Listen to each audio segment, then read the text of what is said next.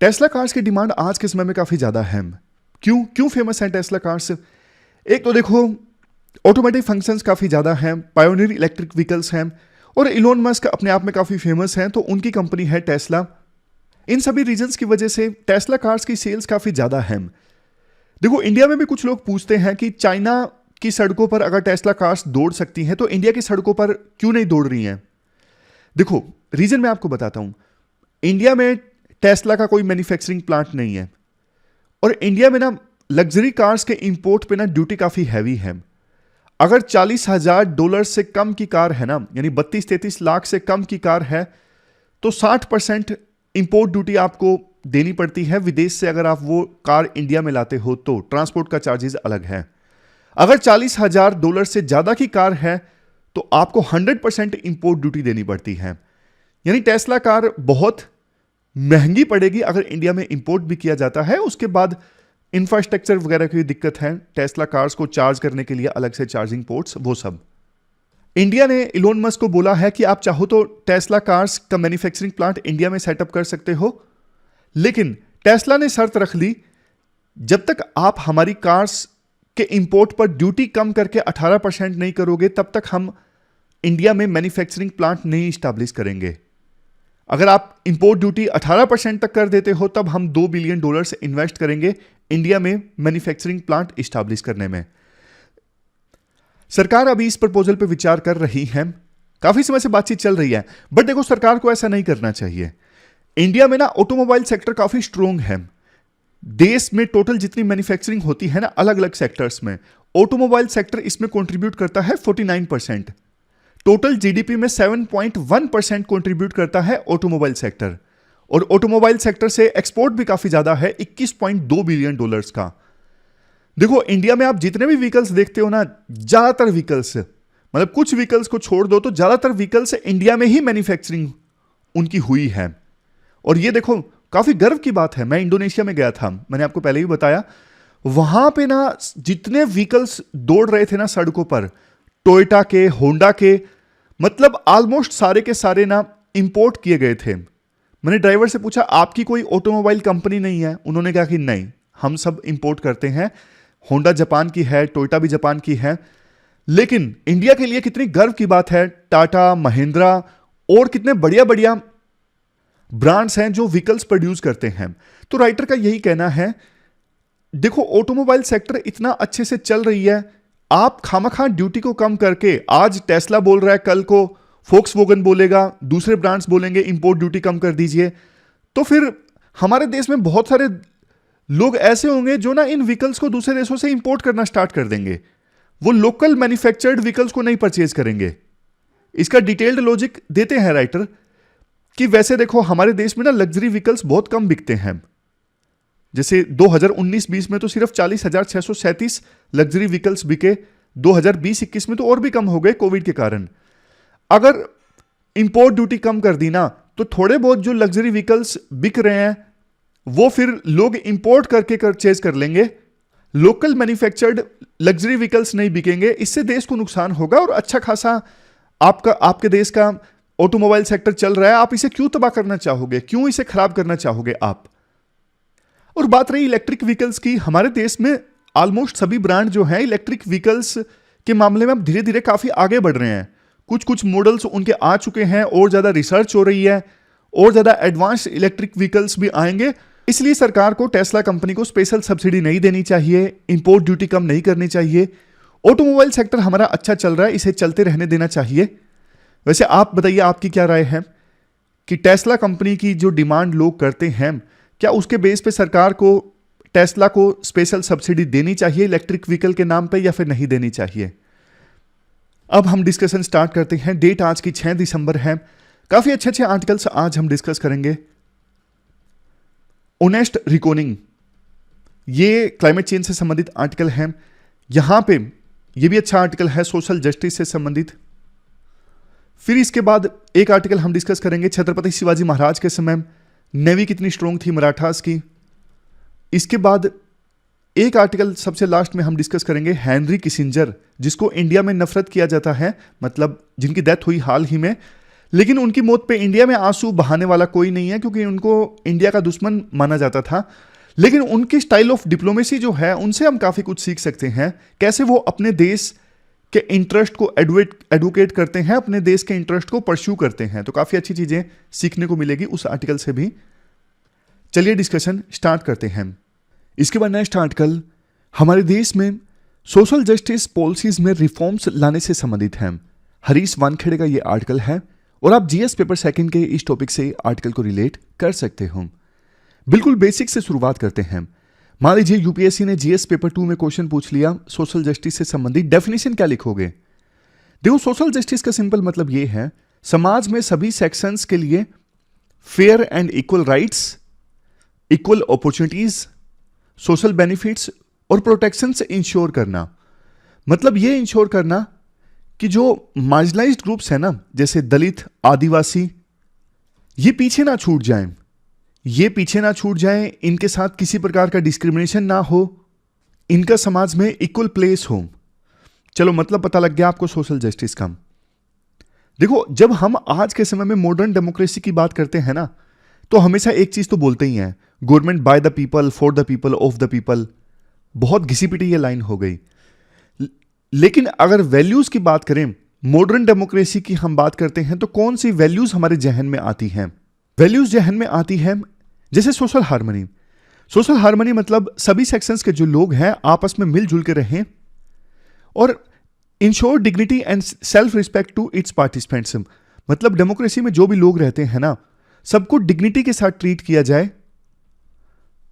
Democracy में जो भी लोग रहते हैं, सबकी सेल्फ रिस्पेक्ट प्रोटेक्ट होनी चाहिए।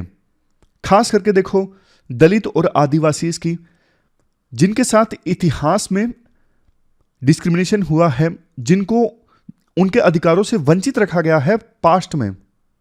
देखो, जब देश को आजादी मिली ना, तो आदिवासी और दलित, उनको एक उम्मीद दिखाई दी कि मॉडर्न जो कॉन्स्टिट्यूशन आएगा, इससे हमें फ्रीडम मिलेगी, लिबरेशन मिलेगी, जो सदियों से हमारे साथ डिस्क्रिमिनेशन होता आ रहा है। और संविधान में इसका प्रोविजन भी किया गया, जैसे अनटचेबिलिटी को बैन कर दिया गया आर्टिकल 17 के अंतर्गत। Right to equality, right to freedom, अनेकों ऐसे फंडामेंटल राइट्स आए, ये इंश्योर करने के लिए कि दलित और आदिवासी के साथ में आजादी के बाद किसी प्रकार का कोई डिस्क्रिमिनेशन ना हो। और हमारे देश में जो डेमोक्रेटिक इंस्टीट्यूशंस है ना, डेमोक्रेटिक इंस्टीट्यूशंस जैसे देखो पार्लियामेंट है, सरकार है, जुडिशरी है, इनको काम दिया गया कि आप ना वर्स्ट ऑफ सोशल ग्रुप्स मतलब आदिवासी और दलित, इनके साथ एंगेज कीजिए और इनका पार्टिसिपेशन इंश्योर कीजिए पॉलिटिक्स में। इसी वजह से तो रिजर्वेशन दिया गया था, मतलब कुछ सीट्स दलित और आदिवासी के लिए आरक्षित होती हैं। इसके बाद राइटर बोलते हैं, बाबा साहब अंबेडकर हमारे देश में इन वैल्यूज को, इन आइडियाज को लाने में, इंप्लीमेंट करवाने में टॉर्च बीरर थे, काफी विजनरी लीडर थे। उनको लगता था कि पास्ट में तो बहुत सारा डिस्क्रिमिनेशन हुआ है, लेकिन आजाद भारत में नहीं होगा। आजाद भारत में दलित और आदिवासी जो हैं, वो देश की इकोनॉमिक एंड पॉलिटिकल डेवलपमेंट में इक्वल स्टेक होल्डर होंगे। राइटर कहते हैं, देखो पॉलिटिकल फील्ड में तो ऐसा हुआ थोड़ा बहुत, ज्यादा नहीं लेकिन थोड़ा बहुत तो कम से कम हुआ, एफर्मेटिव एक्शन के कारण, यानी रिजर्वेशन के कारण। लेकिन क्वेश्चन ये उठता है, क्या इकोनॉमी की फील्ड में भी ऐसा हुआ? क्या आज देश की इकोनॉमी में दलित जो है वो इक्वल स्टेक होल्डर हैं? नो, इसका आंसर है बिग नो। देखो, आप देश के बड़े बड़े बिजनेसमैन देखिए, रेयरली आपको कोई दलित बिजनेसमैन मिलेगा, ऐसा राइटर का मानना है। आप नए नए स्टार्टअप्स देख लीजिए, इंडस्ट्रियलिस्ट देख लीजिए, एंटरप्रेन्योर्स देख लीजिए, फैक्ट्री ओनर्स देख लीजिए, बहुत कम इनके ओनर्स आपको डिप्रेस्ड सेक्शंस के लोग मिलेंगे। देखो, नियो लिबरल इकोनॉमिक ऑर्डर ये कहता है सब कुछ मार्केट पे छोड़ दो। जैसे हमारे देश में 1990-91 के बाद एलपीजी रिफॉर्म्स आए, सरकार का कोई काम नहीं है बिजनेस में, सरकार कम से कम चीजों को रेगुलेट करे, मार्केट पर सब कुछ छोड़ दे, मार्केट अपने आप डिसाइड करेगा क्या चीज प्रोड्यूस करनी है, कितनी प्रोड्यूस करनी है, किस दाम पर बेचना है। तो हमारे देश में 1990-91 में एलपीजी रिफॉर्म्स आया, मार्केट का बोलबाला है। और मार्केट में राइटर कहते हैं जो सोशली डिसएडवांटेज ग्रुप्स है ना, वो पिस जाते हैं, उनको संभालने वाला कोई नहीं होता, उनका एक्सप्लॉयटेशन रोकने वाला कोई नहीं होता। राइटर कहते हैं आज अगर बी आर अम्बेडकर जिंदा होते तो वो कहते करंट जो ये नियो लिबरल इकोनॉमिक ऑर्डर है ना, मार्केट पे सब कुछ छोड़ दिया जाता है, तो ये ऑर्डर दलित एंड आदिवासीज के जो कंसर्न्स हैं उनको इग्नोर कर देता है, रिस्पॉन्सिबल नहीं है ये इकोनॉमिक ऑर्डर दलित और आदिवासियों के प्रति। इसके बाद राइटर बोलते हैं देखो हमारे देश में ना सरकार ने बहुत सारी सोशल जस्टिस पॉलिसीज चलाई हैं। सोशल जस्टिस पॉलिसीज मतलब बहुत सारी स्कीम्स प्रोग्राम सरकार ने चलाए हैं डिप्रेस्ड सेक्शंस के वेलफेयर के लिए, बट ना वो प्रोग्राम्स ऐसे प्रोग्राम हैं कि थोड़ी बहुत मदद तो मिल जाती है दलित्स को, आदिवासियों को, बट वो माइग्रेंट वर्कर्स के माइग्रेंट वर्कर्स रह जाते हैं, गरीब के गरीब रह जाते हैं, मजदूर के मजदूर रह जाते हैं। क्यों नहीं सरकार ऐसी सोशल जस्टिस पॉलिसीज लॉन्च करती, ऐसे प्रोग्राम लॉन्च करती कि आदिवासी और दलित भी बिजनेसमैन बने, आदिवासी और दलित भी एंटरप्रेन्योर बने। मतलब सोशल जस्टिस पॉलिसीज में रिफॉर्म्स लाने की वकालत राइटर करते हैं, लेकिन जो पॉइंट देते हैं रिफॉर्म्स लाने के लिए उस पर देखो अलग से एक डिबेट हो सकती है। राइटर कहते हैं दलित और आदिवासियों को प्राइवेट सेक्टर जॉब्स में रिजर्वेशन मिलना चाहिए क्योंकि वो बिजनेस में आगे नहीं बढ़ पाए हैं, तो इसके लिए यहां पर एफर्मेटिव एक्शन की आवश्यकता है। पॉलिटिक्स में यानी पॉलिटिकल फील्ड में उनको एफर्मेटिव एक्शन मिला तो इस वजह से आज उनकी रिप्रेजेंटेशन अच्छी खासी है, वो बात अलग है। सिर्फ टोकन प्रेजेंस है, अभी भी रियल पावर्स जो है वो दलितों के पास में और आदिवासियों के पास में नहीं है, लेकिन कम से कम इकोनॉमी की फील्ड में एफर्मेटिव एक्शन की आवश्यकता है, ऐसा राइटर बोलते हैं। लास्ट में राइटर कुछ और पॉइंट्स देते हैं, जैसे देखो आदिवासियों का जो कंसर्न है कि उनका हैबिटेट जो है वो नष्ट हो रहा है, मतलब सदियों से वो जिन जंगलों में रहते आए हैं वहां से अब उनको भगाया जा रहा है, उनके राइट्स छीने जा रहे हैं, तो उनको कल्चरल ऑटोनॉमी मिलनी चाहिए, उनका हैबिटेट प्रोटेक्ट होना चाहिए, उनके आसपास इकोलॉजिकल ऑर्डर सुरक्षित होना चाहिए। इसके अलावा करंट जो फेस है ना इकोनॉमिक डेवलपमेंट का, कि आपको पता है नई नई टेक्नोलॉजीज आ रही हैं, टेक्नोलॉजी बेस्ड इकोनॉमी का आज के समय में बोलबाला है, तो इन चीजों में दलितों और आदिवासियों का भी से होना चाहिए, क्योंकि अगर वो ये टेक्नोलॉजीज सीखने से वंचित रह जाएंगे तो वो फिर से सदियों तक पिछड़ते जाएंगे। अभी की पॉलिसीज सरकार की ऐसी होनी चाहिए कि वो ये चीज देखें कि जिनके साथ पास्ट में हिस्टोरिकल डिस्क्रिमिनेशन हुआ है वो इक्वल स्टेज पे नहीं आ सकेंगे बिना सरकार की मदद के। अगर सरकार उनकी तरफ हाथ नहीं बढ़ाएगी तो वो पीछे के पीछे रह जाएंगे। तो इसलिए सरकार का काम है ये सुनिश्चित करना कि इकोनॉमिक डेवलपमेंट के डाइवर्स स्फीयर्स में दलितों के साथ में और आदिवासियों के साथ में किसी प्रकार का डिस्क्रिमिनेशन ना हो, वो भी इकोनॉमिक डेवलपमेंट के भागीदार बने, वो भी इकोनॉमिक डेवलपमेंट में इक्वली पार्टिसिपेट करें, ना कि सिर्फ सरकार के द्वारा जो स्कीम्स चलाई जाती हैं वेलफेयर स्कीम्स, उन स्कीम्स के पैसिव रिसिपिएंट बन के रह जाएं। ऐसा नहीं होना चाहिए। तो ये पूरा आर्टिकल हमने डिस्कस किया सोशल जस्टिस से संबंधित। चलते हैं आगे। इसके बाद नेक्स्ट आर्टिकल दुबई में आयोजित हुई क्लाइमेट चेंज से संबंधित मीटिंग की आउटकम के बारे में है। आर्टिकल का टाइटल है ऑनेस्ट रेकनिंग। इसका मतलब होता है जब आप किसी चीज को एक्नॉलेज करते हो, एक्सेप्ट करते हो और उसे एड्रेस करने की कोशिश करते हो, जो कि विभिन्न कंट्रीज के द्वारा अभी नहीं किया जा रहा है। आप जीएस पेपर 3 के इस टॉपिक से आर्टिकल को रिलेट कर सकते हो। देखो ग्लोबल वार्मिंग काफी तेजी से हो रही है, अर्थ का एवरेज टेम्परेचर बढ़ता जा रहा है। पेरिस क्लाइमेट चेंज एग्रीमेंट 2015 में साइन हुआ था। उस एग्रीमेंट में यह डिसाइड हुआ था किसी भी कीमत पर अर्थ का एवरेज टेम्परेचर हमें 1.5 डिग्री सेल्सियस बढ़ने से रोकना है। अगर अर्थ का एवरेज टेम्परेचर 1.5 डिग्री सेल्सियस बढ़ गया ना, अगर कंपेयर करें प्री इंडस्ट्रियल ईरा से, तो फिर हाहाकार मच जाएगा। ग्लेशियर से बर्फ पिघलेगी, समुद्र में पानी का लेवल इंक्रीज हो जाएगा, ड्रॉट्स आएंगे, साइक्लोन्स आएंगे। तो ये तो बर्दाश्त नहीं कर सकते कि अर्थ का एवरेज टेम्परेचर 1.5 डिग्री सेल्सियस बढ़े। लेकिन देखो दिक्कत यह है 1 डिग्री सेल्सियस तो ऑलरेडी बढ़ गया है, और अगर हमें 1.5 डिग्री सेल्सियस बढ़ने से रोकना है ना, तो इसके लिए लेने होंगे जबरदस्त एक्शन। जबरदस्त एक्शन जैसे कि 2030 आते आते विभिन्न देशों में जितनी अभी रिन्यूएबल एनर्जी की कैपेसिटी है ना, उसे 3 टाइम्स इंक्रीज करना होगा। समझ रहे हो? 2030 आते आते विभिन्न देशों को रिन्यूएबल एनर्जी की कैपेसिटी को 3 गुना इंक्रीज करना होगा। यानी 2030 आते आते एटलीस्ट 11,000 गीगावाट रिन्यूएबल एनर्जी की कैपेसिटी हो वर्ल्ड में। लेकिन क्वेश्चन ये उठता है, क्या विभिन्न देश इस चीज पर राजी होंगे? देखो, जब G20 की मीटिंग हुई थी ना सितंबर में, तो उस समय एक डिक्लेरेशन आई थी, न्यू दिल्ली लीडर डिक्लेरेशन। इस डिक्लेरेशन में तो विभिन्न देशों ने सहमति जताई थी कि हां, रिन्यूएबल एनर्जी को हम 3 टाइम्स इंक्रीज करते हैं। बट अभी जब रेजोल्यूशन आया ना दुबई की मीटिंग में, जिसका नाम भी था global renewables and energy efficiency pledge, draft आया था कि रिन्यूएबल एनर्जी की कैपेसिटी को 3 गुना इंक्रीज किया जाए। लेकिन इसके साथ साथ इस ड्राफ्ट में एक और चीज जुड़ी हुई थी कि 2030 आते आते यह इंश्योर करना कि कोल पावर में, यानी कोयले से जो एनर्जी बनती है ना, इसमें फर्दर इन्वेस्टमेंट नहीं होनी चाहिए विभिन्न देशों के द्वारा। तो इस ड्राफ्ट को कितने देशों ने साइन किया? 118 देशों ने साइन कर लिया। 118 देशों ने हां भर दी कि हां भैया, हम रिन्यूएबल एनर्जी को 3 गुना करेंगे और ये इंश्योर करेंगे कि 2030 के बाद में कोल पावर में हम कोई इन्वेस्टमेंट ना करें। बट देखो, सिर्फ 118 देशों ने साइन किया। इंडिया और चाइना जैसे देशों ने तो एब्सटेन किया। क्यों किया?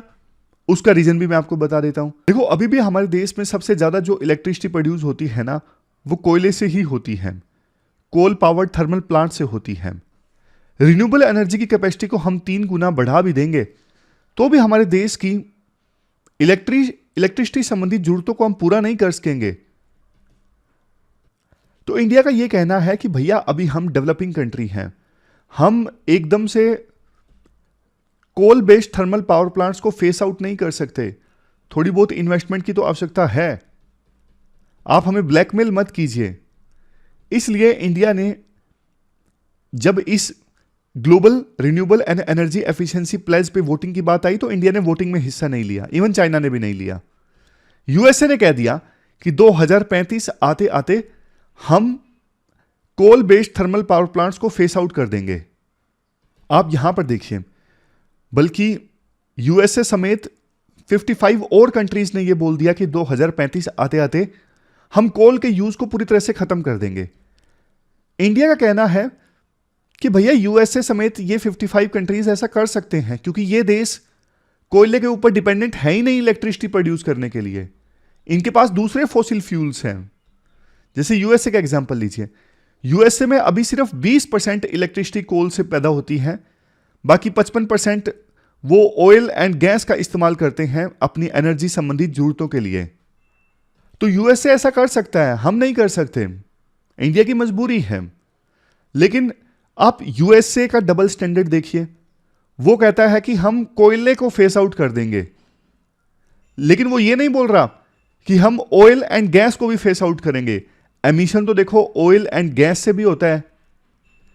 मजा तो तब आता है ना जब यूएसए जैसे देश ये बोलते कि हम सिर्फ रिन्यूएबल एनर्जी का इस्तेमाल करेंगे, हम ऑयल एंड गैस को भी फेस आउट कर देंगे। इनके पास ऑयल एंड गैस है, इसीलिए कोयले को फेस आउट कर पा रहे हैं। हमारे पास ऑयल गैस नहीं है, हमारे पास कोई अल्टरनेटिव नहीं है, हमारी मजबूरी है कोयले को यूज करना। देखो, यूएसए समेत दूसरे देशों का यह बोलना कि हम कोयले को फेस आउट कर देंगे लेकिन गैस एंड ऑयल का इस्तेमाल करेंगे, ये उसी बच्चे के समान है जो बोलता है कि मैं एल्पेनलिबे की कैंडी नहीं खाऊंगा क्योंकि इससे दांतों को नुकसान पहुंच जाता है, लेकिन मैं एक्लेयर्स खाऊंगा। ये तो वही बात हो गई ना, नुकसान तो एक्लेयर्स से भी पहुंचेगा। लास्ट में राइटर कहते हैं, जब तक देखो फोसिल फ्यूल्स का जो यूज है, चाहे कोल हो, ऑयल हो, गैस हो, इनको रिप्लेस नहीं किया जाता है ना ऑनेस्टली ग्रीन एनर्जी के साथ, तब तक देखो कितनी भी बातें कर लीजिए, सिर्फ वो पेपर पर बातें रहेंगी, उसका कोई इंपैक्ट नहीं देखने को मिलेगा। आज भी लीडर्स बात कर रहे हैं, 10 साल बाद भी बात करते रहेंगे, बस कोई फायदा नहीं निकलने वाला है। इसलिए रियल में एक्शन लेना जरूरी है। तो ये पूरा आर्टिकल हमने क्लाइमेट चेंज से संबंधित डिस्कस किया। इसके बाद नेक्स्ट जो आर्टिकल है, देखो 4 दिसंबर का दिन, 4 दिसंबर को होता है इंडिया का नेवी डे। क्यों होता है, चलो वो भी मैं आपको बताता हूं। उससे पहले आर्टिकल ये है, प्रधानमंत्री मोदी ने ना काफी तारीफ की, छत्रपति शिवाजी ने नेवल इंपॉर्टेंस जो थी उसको समझा था, मतलब नेवी की इंपॉर्टेंस को समझा था, एम्पायर को सुरक्षित रखने में नेवी का रोल किस प्रकार से बड़ा होगा, और उन्होंने नेवी को डेवलप करने में काफी कंट्रीब्यूट किया। इससे पहले भी पिछले साल जब आईएनएस विक्रांत को कमीशन किया गया था ना, तो उस समय प्रधानमंत्री मोदी ने यह कहा था कि इंडियन नेवी के फ्लैग में ना छत्रपति शिवाजी के समय जो सील का इस्तेमाल किया जाता था ना, उस समय नेवी के द्वारा जो सील का इस्तेमाल किया जाता था, वो सील इंडियन नेवी के फ्लैग में भी दिखेगी। यहां पर देखो, ये जो फ्लैग है इसमें छत्रपति शिवाजी के समय नेवी के द्वारा जो सील का इस्तेमाल किया जाता था वो सील भी है। चलो शुरुआत करते हैं। 4 दिसंबर को ही नेवी डे क्यों मनाया जाता है? क्योंकि देखो 4 दिसंबर के दिन ना 1971 में जब वार चल रहा था ना, तो इंडियन नेवी ने ना पाकिस्तान के कराची पोर्ट को डिस्ट्रॉय कर दिया था, ध्वस्त कर दिया था। इसकी वजह से पाकिस्तान की नेवी कोई बड़ा ऑपरेशन नहीं लॉन्च कर सकी थी। तो इसी बहादुरी को नाम देते हुए 4 दिसंबर का जो दिन है वो नेवी डे के रूप में सेलिब्रेट किया जाता है। अब बात करते हैं किस प्रकार से छत्रपति शिवाजी ने नेवी की इंपॉर्टेंस को समझा और नेवी को डेवलप किया। राइटर कहते हैं, देखो छत्रपति शिवाजी का जो एम्पायर है वो 1656-1657 में वेस्ट कोस्ट तक पहुंचा, जो आज का महाराष्ट्र है ना, वहां पे वेस्ट कोस्ट तक पहुंचा। और सेम ईयर में उन्होंने डिसाइड किया कि नेवी को इस्टेब्लिश करना चाहिए। इसके बहुत सारे फायदे होंगे। एक तो सिद्धि से टेरिटरी की सुरक्षा होगी। सिद्धि वहीं पर कोंकण कोस्ट में एक डायनेस्टी जो रूल किया करती थी। सिद्धि से अटैक का खतरा था, एक तो ये रीजन था। छत्रपति शिवाजी ने नेवी की इंपॉर्टेंस को समझा।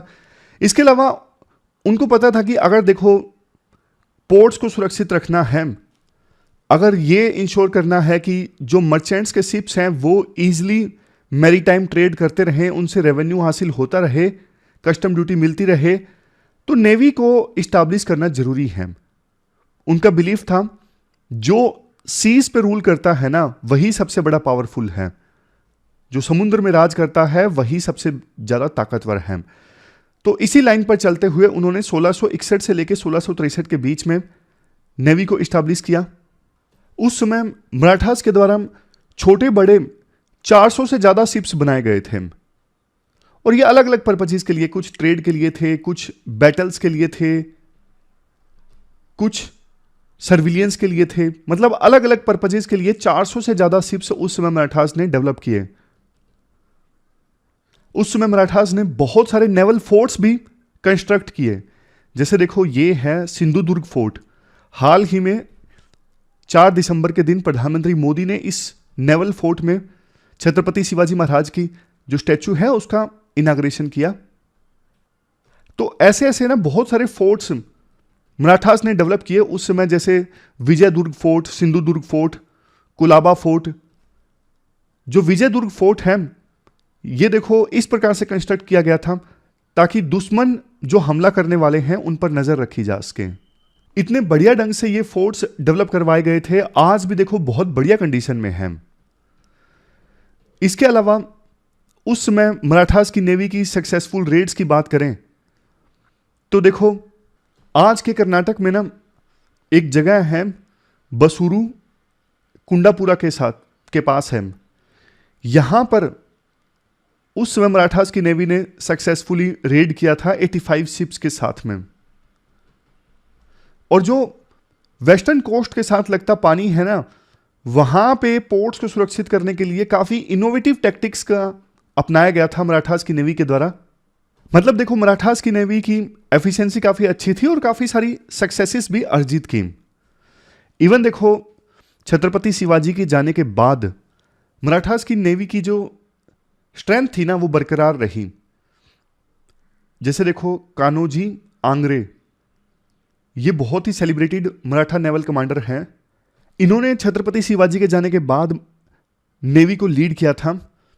लेकिन देखो ये तो हमने सारी अच्छी अच्छी बातें डिस्कस की, बट क्रिटिसिज्म भी होता है।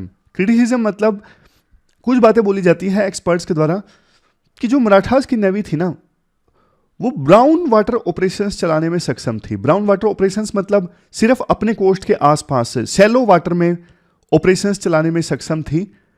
लेकिन जैसे अंग्रेजों की जो नेवी थी, पुर्तगालियों की जो नेवी थी, वो असल में असली ब्लू नेवी थी। ब्लू नेवी मतलब अपने कोस्ट से बहुत दूर डीप ओशन में ऑपरेशंस चलाने में सक्षम थी, और जिसका फायदा मिला इन यूरोपियन पावर्स को, और ये अपना बड़ा साम्राज्य स्टैब्लिश कर सके। इवन वेस्ट एशिया में जब शिप जाते थे ना मराठास के, तो वो टैक्स देके जाते थे पुर्तगालियों को। अगर मराठास की नेवी बहुत ज्यादा स्ट्रोंग होती तो वो पुर्तगालियों से लड़ते, लेकिन वो लड़े नहीं। उन्होंने सिर्फ अपने आसपास के जो डायनेस्टीज थे ना, जैसे siddhis of Janjira, Konkan coast में ये इनका एम्पायर था, इनसे सुरक्षा करने के लिए नेवी बनाई थी, और इतनी स्ट्रोंग नेवी नहीं थी कि वो पुर्तगालियों या फिर अंग्रेजों से लड़ सके। लास्ट में आर्टिकल में ये कहा जाता है, देखो भारतीय नेवी जो है वो छत्रपति शिवाजी ने जो योगदान दिया नेवी को बिल्ड करने में, उसको एक्नॉलेज करता है। और जैसे मैंने आपको पहले भी बताया, नेवी का जो फ्लैग है उसमें छत्रपति शिवाजी महाराज के समय जो सील इस्तेमाल की जाती थी नेवी के द्वारा, उसको जगह दी गई है।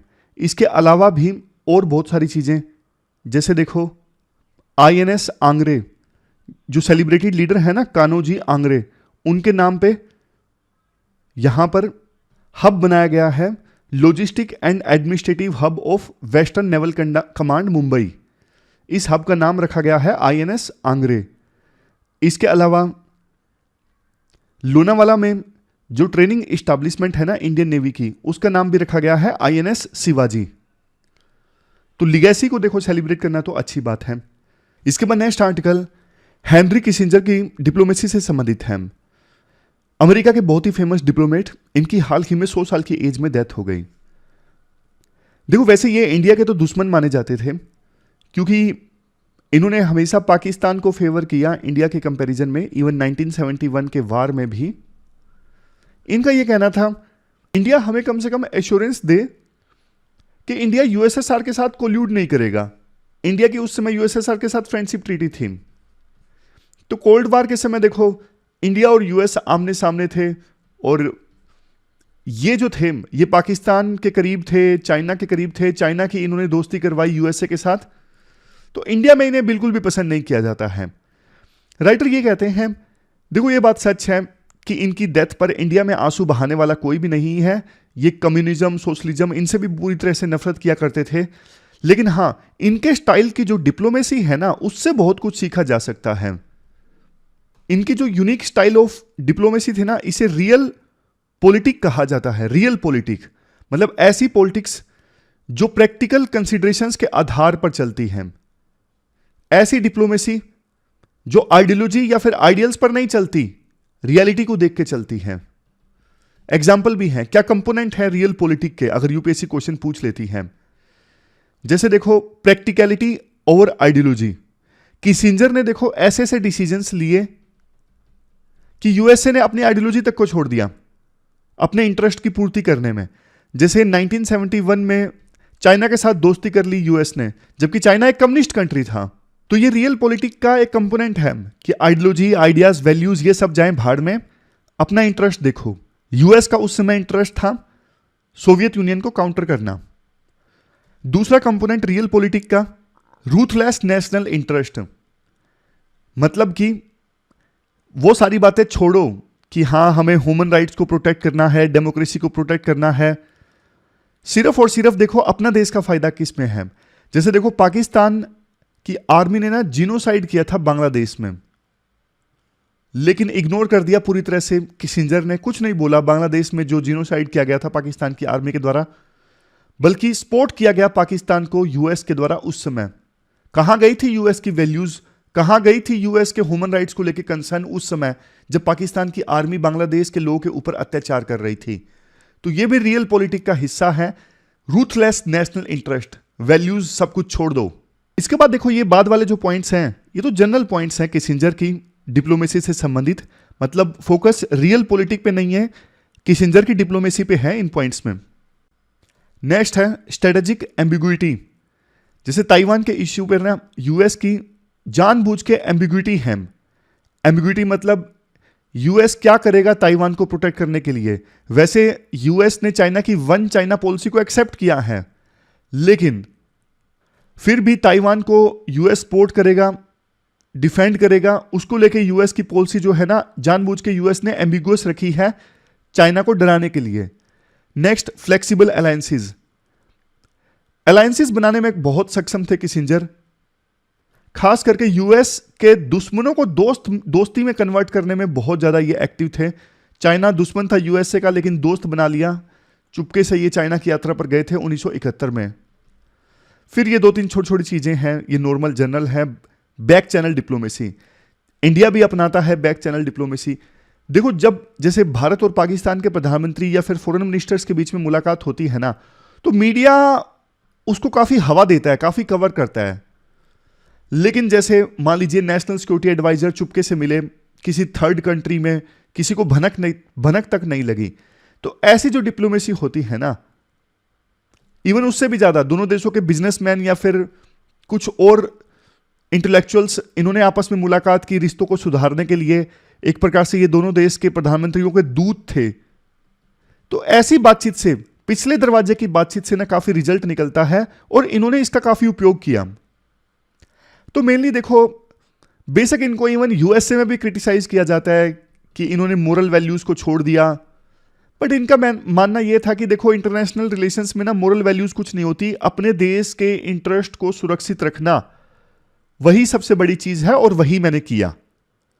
तो इसलिए इनका डिप्लोमेसी का अलग से स्टाइल था, हेनरी किसिंजर का। भारत भी देखो कुछ कुछ चीजें तो ऐसी अपना रहा है। जैसे रशिया से अभी तेल परचेज किया, पूरा वर्ल्ड बोल रहा था कि रशिया से तेल मत परचेज कीजिए, ये वैल्यूज के अगेंस्ट है। यूक्रेन के ऊपर रशिया ने अटैक किया है, तो इंडिया ने साफ साफ बोला, हमारे विदेश मंत्री ने, कि यूरोप परचेज कर रहा है तो हम क्यों नहीं कर सकते, सारी वैल्यूज को हमें ही क्यों फॉलो करना है। तो इसमें इंडिया ने अपना फायदा देखा, और इसी प्रकार की डिप्लोमेसी हेनरी किसिंजर भी फॉलो किया करते थे। तो ये हमने पूरा आर्टिकल डिस्कस किया हेनरी किसिंजर से संबंधित। लास्ट में क्वेश्चंस देख लीजिए। देखो, दो क्वेश्चंस आपको अटेम्प्ट करने हैं, दोनों 250 वर्ड्स में। पहला क्वेश्चन तो छत्रपति शिवाजी महाराज का क्या नेवल विजन था, इसको आपको एग्जामिन करना है, इससे संबंधित क्वेश्चन है। और दूसरा रियल पॉलिटिक्स से संबंधित क्वेश्चन है, इसको डिफाइन करो, और कोर प्रिंसिपल्स क्या है इंटरनेशनल रिलेशंस में सॉरी। और लास्ट में यह बताना है कि इंडिया की फॉरेन पॉलिसी में कब रियल पॉलिटिक्स देखने को मिला। तो दोनों क्वेश्चंस का आंसर आप दीजिए pwonlyis.com पर जाकर। ये थी हमारी आज की डिस्कशन। मुझे तो काफी अच्छा लगा डिस्कशन करके, बढ़िया आर्टिकल्स थे। आपको कैसा लगा आप कमेंट बॉक्स में बताइए। कल फिर से मिलेंगे एक नई डिस्कशन के साथ, तब तक के लिए thank you very much for discussion.